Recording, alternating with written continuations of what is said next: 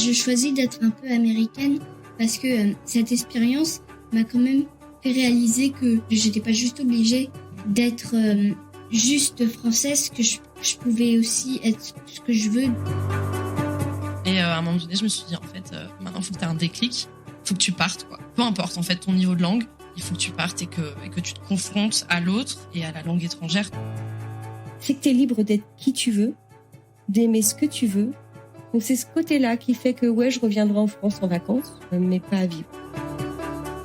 Salut, c'est Anne Fleur, la réalisatrice du podcast pour French Morning. Quand j'ai appuyé sur le bouton « Publier » pour diffuser le tout premier épisode de French Expat en octobre 2019, j'espérais rencontrer des Français établis hors de France. J'espérais être inspirée par leurs histoires aux quatre coins du monde. Et j'espérais aussi casser les clichés sur la vie à l'étranger. 4 saisons plus tard, c'est assez dingue de réaliser le chemin parcouru avec vous. Oui, ça fait peur de sortir de son confort et de tout lâcher, de tout plaquer. On ne sait pas où ce qu'il y aura après. Et puis quand on voyage seul, ça facilite aussi plus les discussions avec les gens. You give a story, you get a story. En 4 ans d'existence, on a créé une belle communauté en ligne. On a dépassé le cap symbolique du 1 million d'écoutes. On a découvert ensemble plus de 250 histoires de Français établis hors de France. On a ri, on a pleuré, on s'est révolté et on s'est même parfois rencontrés. On avait un YPT qui était juste là. Et en fait, on a toujours des gens qui veulent prendre le selfie, la photo à moins de 2-3 mètres.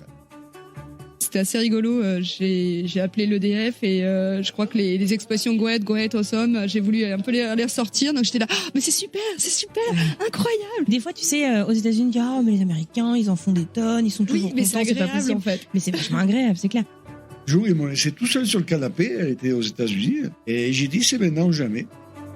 On s'est aussi posé des questions sur notre identité, sur nos envies, sur nos doutes, ou encore sur de nouveaux modes de vie.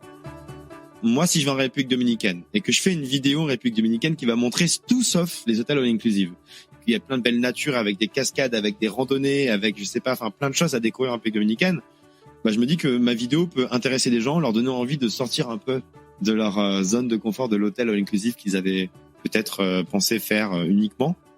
Si demain on était obligé de rentrer, en fait, ça me ferait ni chaud ni froid parce que je m'en fiche, je peux repartir. Même si je restais bosser 6 mois, je peux voyager 50 ans derrière si ça me fait plaisir. 255 épisodes plus tard, on remet ça ?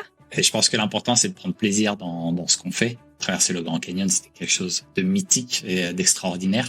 Tout le monde m'a dit oui, mais si t'as un coup de blues et que tu rentres dans un mois, c'est pas grave parce qu'en fait, je suis partie parce que c'était ça mon objectif, c'était ça mon challenge. La saison 5 de French Expat vous propose des rencontres, de la découverte, du voyage, du rire, de l'émotion et plein de surprises.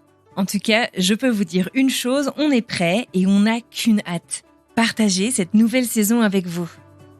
Le moment le plus heureux, je pense que c'est quand on est arrivé à la Barbade, après la transatlantique. 30 dauphins qui suivaient notre bateau comme pour nous accueillir, tu vois, à l'arrivée, on voyait la terre. Un soir, il rentre donc de l'école et il me dit « Bon, ma chérie, j'ai une bonne et une mauvaise nouvelle. La bonne, c'est que j'ai trouvé un stage. Et c'est pas en France. Déjà, ça commence bien, mais on va se dire « Ah non, ça c'est quoi la mauvaise ?» Et la mauvaise, c'est que c'est pas en Asie. C'est où ? Bon, on avait une liste noire de destinations, clairement non, mais sinon on est toujours quand même très ouvert, pas de soucis. Voilà. Et il me dit « C'est en Polynésie française, à Tahiti. » Abonnez-vous dès à présent à French Expat sur toutes les plateformes de podcast afin de vous assurer de ne pas manquer un seul épisode. Et si vous n'en avez pas assez, direction frenchmorning.com/podcast pour découvrir tout ce qu'on a fait jusqu'ici. À très vite!